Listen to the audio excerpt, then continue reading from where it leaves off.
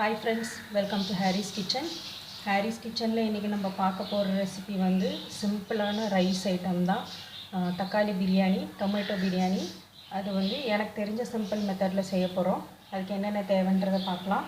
நான் வந்து சீரக சம்பா அரிசி எடுத்துர்க்கேன். அது நல்ல வாசமா இருக்கும்.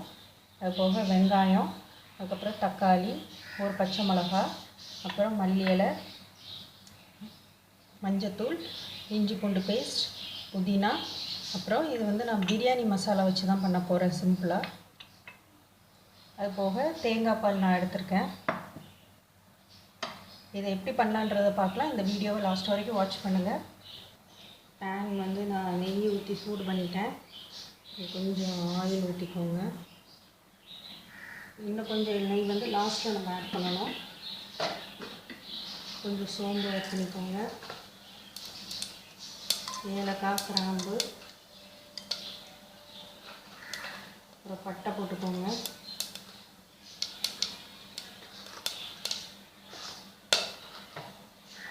அன்னாச்சி பூ கொஞ்சம் போட்டுக்கோங்க.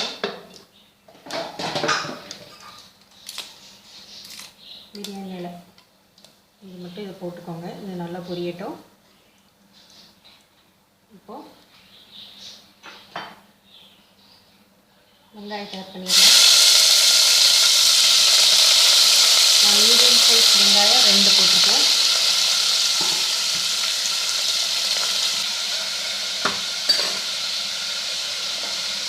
வெங்காயம் வதங்க தேவையான அளவு உப்பு கொஞ்சம் ஆட் பண்ணிக்கோங்க.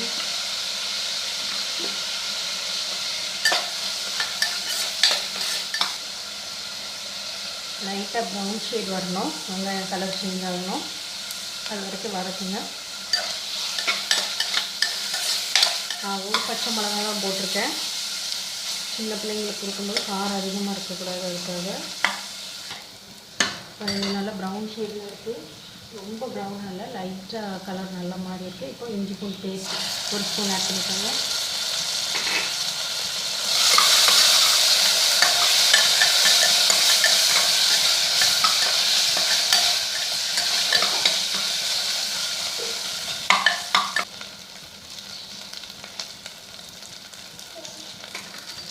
தக்காளி 2 மீடியம் சைஸ் தக்காளி,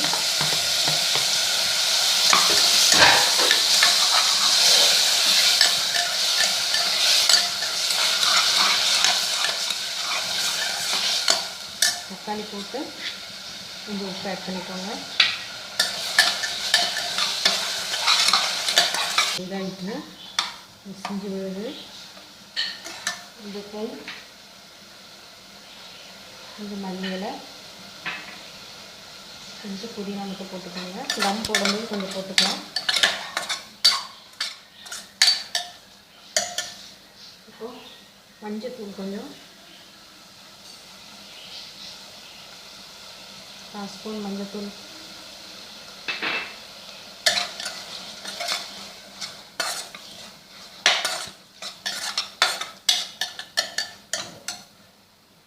இதுக்கு பிரியாணி மசாலா உங்கள் காரத்துக்கு ஏற்றாப்புல ரொம்ப ஆட் பண்ணாதீங்க, பரவாயில்லாமல் ஆட் பண்ணிக்கோங்க.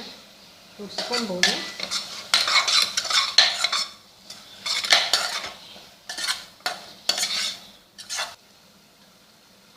ஒரு டம்ளர் அரிசி, இந்த அளவில் நான் ஒரு டம்ளர் வந்து தேங்காய் பால் ஊற்றுறேன்.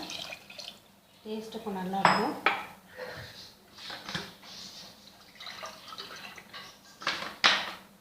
இன்னொரு அளவுக்கு தண்ணி ஊற்றி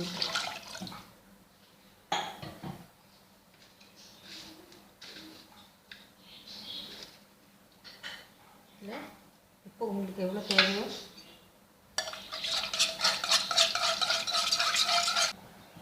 இது நல்லா இப்போ கொதிச்சுட்டு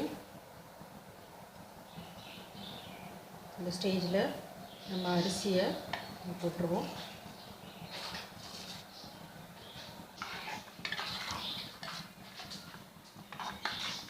பாஸ்மதியை விட சீரக சம்பா அரிசி இன்னும் நல்லாயிருக்கும். ஏன்னா அது ஸ்மெல் ரொம்ப நல்லாயிருக்கும். பாருங்கள், தண்ணி நல்லா குறைஞ்சிட்டு நான் கொஞ்சம் ஒரு 2 ஸ்பூனுக்கு நெய் விட்டுருக்கேன். இப்போ லாஸ்ட்டாக கொஞ்சம் மல்லி இலை போட்டுக்கோங்க.